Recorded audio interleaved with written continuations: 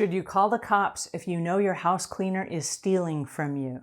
Great question, and we're going to talk about that today. Hi there, I'm Angela Brown, and this is Ask a House Cleaner. This is a show where you get to ask a house cleaning question, and I get to help you find an answer. Now, today's show is brought to us by housecleaning360.com. And if your house cleaner is stealing from you, it is time for you to get a new house cleaner. And you can find one on housecleaning360.com. We have house cleaners from all over the globe that have listed their businesses, so that if you are looking for somebody who's really good at what they do, you can find them on housecleaning360.com. And if you are a house cleaner and you have not added your business yet, go there and add it so that people can find you. All right, on to today's question, which is from a homeowner who was anticipating a great relationship with her house cleaner, and the house cleaner did a pretty good job, but as she started bringing people in, she noticed some things were missing. And then she says, maybe I'm going crazy. Certainly my house cleaners would not be stealing from me. So she started planting money around the house in order that if the house cleaners were not stealing, they wouldn't take it. But if they did in fact steal, the money would disappear. Well, the money started disappearing as she put out cameras and more money.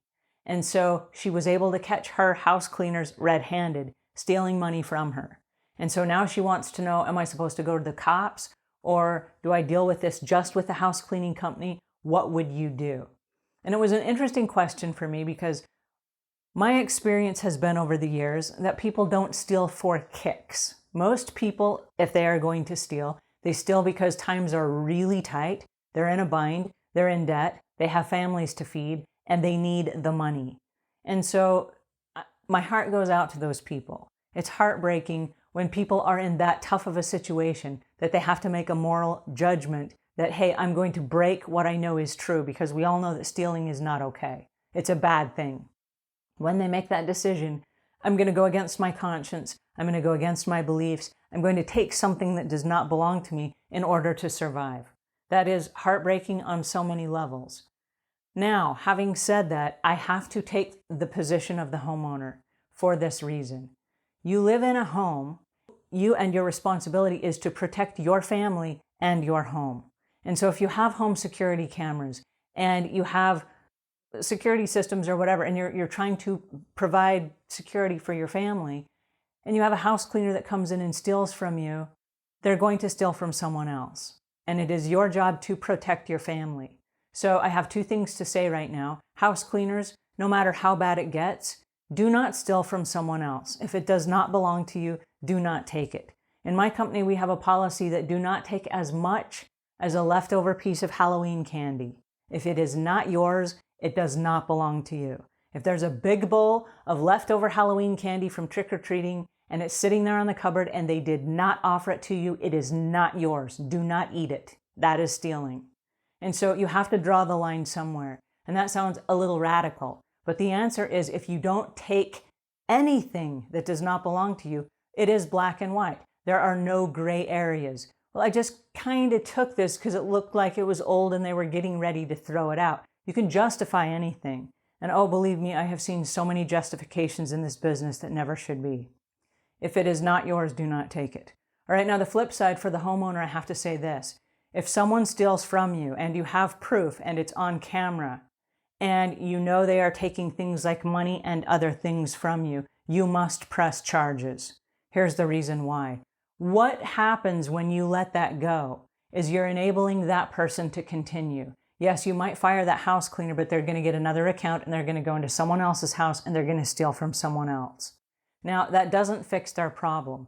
Their problem is they either need to get a better job, or they need to work more hours, or they need to get better pay. Those are their options. Stealing is not an option. That's not how we run our society, is on theft.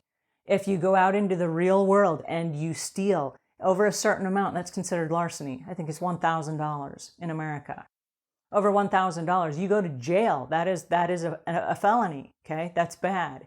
And if we enable little stealing leads to bigger stealing. And if we have somebody who's trying to put food on the table because times are tight, we don't want to enable behavior that leads them to a bigger steal that then takes them off the market so that they can't work and provide for their families. So you're actually doing them a disservice when you let it slide. Now, as a house cleaning business owner, this happens a lot. People will come to me and they're just mortified to find out that staff members of theirs have stolen something. And they say, what on earth do I do? This is so incredibly embarrassing. How am I supposed to make this right? All right, this is a very sticky situation because you know that somebody in your company stole something, even if the customer doesn't know. All right, so if you know and you're the employer that your employees are stealing, you need to recoup those items and you need to go back to the homeowner and you need to sit down and have a heart-to-heart chat and say, oh my goodness, I'm so sorry. I just found out we've been stealing from you. My company does not allow that under any circumstances. And I am mortified and embarrassed to find out this has been happening. And we've had to let this person go and we've pressed charges. And I want to give you the goods back that were taken from your house. I'm so sorry. I understand if you need to let us go. But I just wanted to let you know heads up so that there are no surprises and so that you don't find out later on and then know that I found out and I knew and I wasn't telling you because that's not forthright. And so if you come clean and you are upright and forthright with your customers, and it's an awful conversation to have. I've had to have it a couple of times over the years and it's just, oh my goodness, so embarrassing. But when you own your problems and you take responsibility as the business owner, because even if you didn't steal it, if you're the business owner, that is now your problem. And so your job and your responsibility is to go back to the person who had faith in you, who hired you in the first place and gave you money, which is your income. And yeah, you put that in jeopardy when you go back and you tell them the truth. Like I said, even if they don't know that they've been stolen from.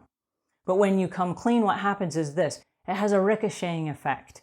And it's an effect that comes back to you. It goes out into the market and it comes back. It's like throwing the pebble in the pond. And those little vibrations go all the way out through the pond. But it affects everything around you. And what happens is people talk. And so someone will say, well, my house cleaner stole from me. And they'll say, you should hire my house cleaner. Someone in their company stole from me too. But they came to my house, they brought the goods back, they made it right, and they let the person go. They have integrity and they would not ever do this. And so you have a better chance with the company who's going to come clean and they're going to admit when they break things. They're going to admit when things are stolen. They're going to admit when they screwed up. People would rather hire a company that is not perfect, that makes mistakes, but owns those mistakes, than people that try to just scoop it up or they just fire the client so they don't get a bad rating and review. I will take the bad rating and review any day if we can clear up something we screwed up on. Because if we screwed up on it and we take ownership, what happens is those people tell their friends, no, that's out of character for them. They own their mistakes. And so we're all human and we are all going to make mistakes, okay? Our employees are going to make mistakes. Our staff members are going to make mistakes. But if you catch a staff member or an employee of a cleaning company and they are stealing stuff red-handed, you do not have any other options except to tell the company and say, hey, we want to keep your company on. We like you as house cleaners. This particular house cleaner is not allowed to come back to our house because she stole stuff from us, and we will be pressing charges against this particular house cleaner. But you need to let them know from day one. Here are our standards, and if we don't live up to those standards, I personally am responsible. Alrighty, that's my 2 cents for today, and until we meet again, leave the world a cleaner place than when you found it.